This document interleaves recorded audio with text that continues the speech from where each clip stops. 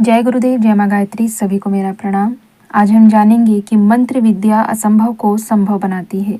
एक कहानी के माध्यम से भी इसे हम समझने का प्रयास करेंगे और कैसे कोई भी मंत्र किसी भी असंभव कार्य को संभव कैसे कर सकती है, इस विषय पर आज चर्चा करेंगे और पूर्ण रूप से इसे समझने का प्रयास करेंगे कि मंत्रों में कितनी शक्ति होती है और कैसे असंभव कार्य संभव प्रतीत होने लगता है।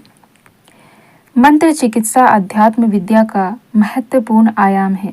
इसके द्वारा असाध्य रोगों को ठीक किया जा सकता है, कठिनतम परिस्थितियों पर विजय पाई जा सकती है, व्यक्तित्व की कैसी भी विकृतियां व अवरोध दूर किए जा सकते हैं। अनुभव कहता है कि मंत्र विद्या से असंभव संभव बनता है, असाध्य सहज साध्य होता है। जो इस विद्या के सिद्धांत एवं प्रयोगों से परिचित है, वे प्रकृति की शक्तियों को मनोनुकूल मोड़ने में समर्थ होते हैं। प्रारब्ध उनके वशवर्ती होता है। जीवन की कर्म धाराएं उनकी इच्छित दिशा में मुड़ने और प्रवाहित होने के लिए विवश होती है। इन पंक्तियों को पाठक अतिशयोक्ति समझने की भूल न करें, बल्कि इसे विशिष्ट साधकों की कठिन साधना का सार निष्कर्ष माने। मंत्र है क्या? तो इसके उत्तर में कहेंगे, मन्नात् त्रायते इति मंत्र। जिसके मनन से त्राण मिले, यह अक्षरों का ऐसा दुर्लभ एवं विशिष्ट संयोग है जो चेतना जगत को आंदोलित, आड़ोलित एवं उद्वेलित करने में सक्षम होता है। कई बार बुद्धिशील व्यक्ति मंत्र को पवित्र विचार के रूप में परिभाषित करते हैं। उनका ऐसा कहना मानना गलत नहीं है। उदाहरण के लिए गायत्री महामंत्र सृष्टि का सबसे पवित्र विचार है। इसमें परमात्मा से सभी के लिए सद्बुद्धि एवं सन्मार्ग की प्रार्थना की गई है, लेकिन इसके बावजूद इस परिभाषा की सीमाएं संकरी हैं। इसमें मंत्र के सभी आयाम नहीं समा सकते। मंत्र का कोई अर्थ हो भी सकता है और नहीं भी। यह एक पवित्र विचार भी हो सकता है और नहीं भी।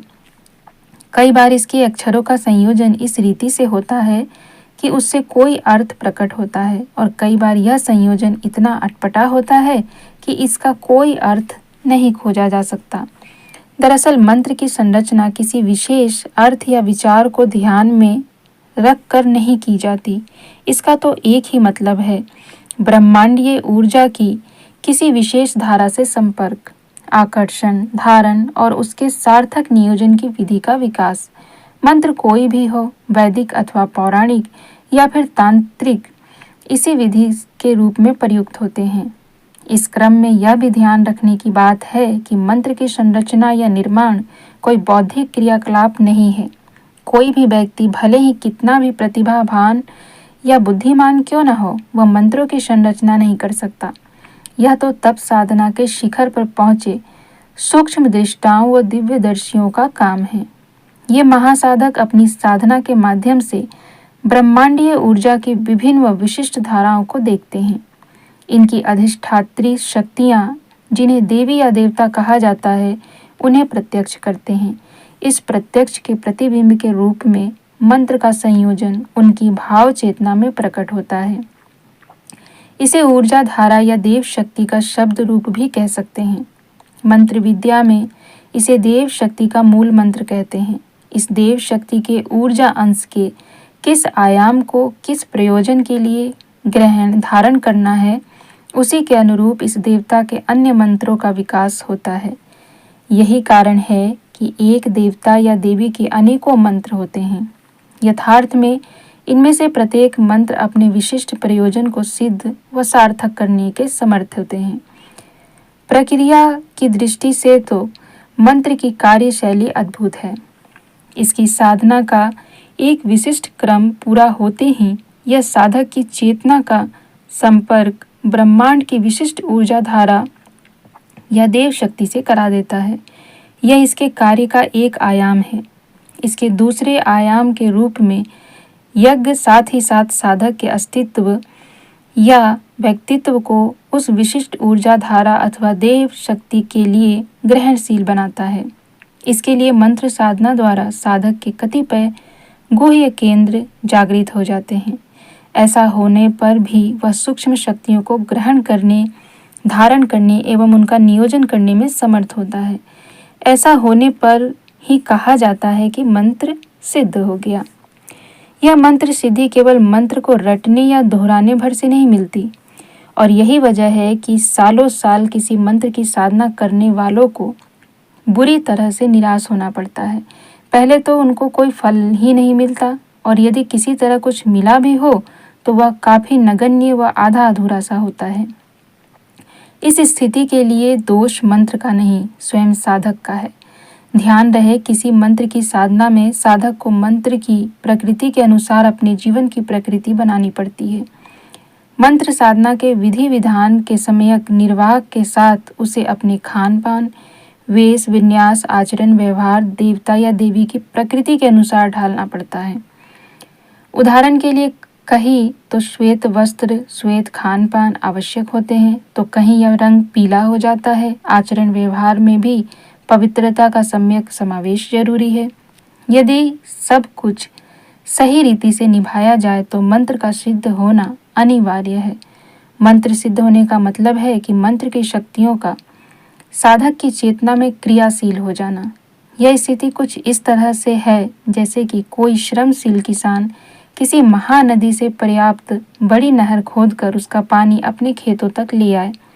जैसे नदी से नहर आने पर किसान के समूचे क्षेत्र में जलधाराएं उफनती उमड़ती रहती है, उसी तरह से मंत्र सिद्ध होने पर देव शक्ति का ऊर्जा प्रवाह हर पल हर क्षण साधक की अंतर चेतना में उफनता उमड़ता रहता है। इसका वह मन चाहे ढंग से अपने संकल्प के अनुसार नियोजन कर सकता है। मंत्र की शक्ति व प्रकृति के अनुसार वह असाध्य बीमारियों को ठीक कर सकता है। पश्चिम बंगाल के स्वामी निगमानंद ऐसे ही मंत्र सिद्ध महात्मा थे।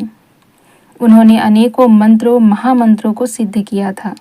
उनकी वाणी, संकल्प, दृष्टि व स्पर्श सभी कुछ चमत्कारी थे। मरणासन रोगी उनके संकल्प मात्र से ठीक हो जाते थे। एक बार ये महात्मा सुमेरु पुकुर नाम के गांव में गए। सांझ हो चुकी थी, आसमान से अंधियारा झरने लगा था। गांव के जिस छोर पर वह पहुंचे वह सन्नाटा था। आसपास से गुजरने वाले उदास और मायूस थे। पूछने पर पता चला कि गांव के सबसे बड़े महाजन ईश्वरधर का सुपुत्र महेंद्र लाल महीनों से बीमार है। आज तो उसकी स्थिति कुछ ऐसी है कि रात काटना भी मुश्किल है। गांव के वृद्ध कविराज ने सारी आशाएं छोड़ दी है। इस सूचना के मिलने पर वह ईश्वरधर के घर गए। घर वालों ने एक सन्यासी को देखकर यह सोचा कि ये भोजन व आश्रय के लिए आए हैं। उन्होंने कहा, महाराज आप हमें क्षमा करें, आज हम आपकी सेवा करने में असमर्थ हैं। उनकी ये बात सुनकर निगमानंद ने कहा, आप सब चिंता न करें, हम आपके यहाँ सेवा लेने नहीं बल्कि सेवा देने आए हैं। निगमानंद की बातों का घर वाले विश्वास तो न कर पाए, किंतु फिर भी उन्होंने उनकी इच्छा के अनुसार आसन, जलपात्र, पुष्प, धूप आदि लाकर रख दिए। निगमानंद ने मरणासन रोगी के पास आसन बिछाया, धूप जलाई और पवित्रीकरण के साथ आंख बंद करके बैठ गए। घर के लोगों ने देखा कि उनके होठ धीरे धीरे हिल रहे हैं। थोड़ी देर बाद मरणासन महेंद्र लाल ने आंखें खोल दी। कुछ देर और बीतने पर उसके चेहरे का रंग बदलने लगा। आधा पौने घंटे में तो वह उठकर अपने बिछौने पर बैठ गया और उसने पानी मांगकर पिया। उस रात उसे अच्छी नींद आई। दूसरे दिन उसने अपनी पसंद का खाना खाया। इस अनोखे चमत्कार पर सभी चकित थे। गांव के वृद्ध वैद्य ने पूछा, यह किस औषधि से हो सका? निगमानंद बोले, वैद्यराज, यह औषधि प्रभाव से नहीं, मंत्र के प्रभाव से हुआ है। यह जगन माता के मंत्र का असर है। जब औषधियाँ विफल हो जाती हैं, सारे लौकिक उपाय असफल हो जाते हैं, तब एक मंत्र ही है जो मरणासन में जीवन डालता है। मंत्र चिकित्सा कभी भी विफल नहीं होती। हाँ, इसके साथ तप के प्रयोग जुड़े होने चाहिए। तो मंत्र की हमने संपूर्ण बातें समझी कि कैसे मंत्र काम करता है और किस प्रकार से मंत्रों का चमत्कार हमारे जीवन में होता है। मंत्र सिद्ध करने के लिए या मंत्र के चमत्कारी रूप देखने के लिए आपको उस प्रकार की साधना करनी होगी। मंत्र को सिद्ध करने के लिए जो नियमों का पालन होता है उन्हें आपको पालन करना होगा। जैसे कि इस वीडियो में बताया गया, इस बातों में समझाया गया है कि किसी भी मंत्र से जुड़ी हुई जो बातें हैं उनको कैसे हमें अपने जीवन में लागू करना होता है। जब इन सब बातों का हम ध्यान रखते हैं, जब इन सब बातों को ध्यान में रखते हुए हम मंत्र साधना करते हैं, तो हम इस प्रकार से अपने मंत्र को सिद्ध भी कर लेते हैं और फिर मंत्र चिकित्सा जैसे ज्ञान को भी हम अपने जीवन में जोड़ सकते हैं और अनेक लोगों को लाभ प्रदान कर सकते हैं।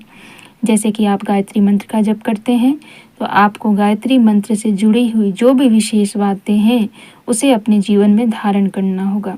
तभी आप इस मंत्र को अपने जीवन में चमत्कारिक रूप से धारण कर पाएंगे और आप स्वयं का ही नहीं अनेक लोगों को इसका लाभ दे पाएंगे। केवल रट्टू तोते की तरह मंत्र का जप करने से ना तो मंत्र सिद्ध होगा और ना ही वह मंत्र अपना चमत्कारिक रूप दिखा पाएगा। तो यदि चमत्कारिक रूप से मंत्र को देखना है, जानना है, अनुभव करना है तो अपने जीवन में कुछ बदलाव लाना आवश्यक है।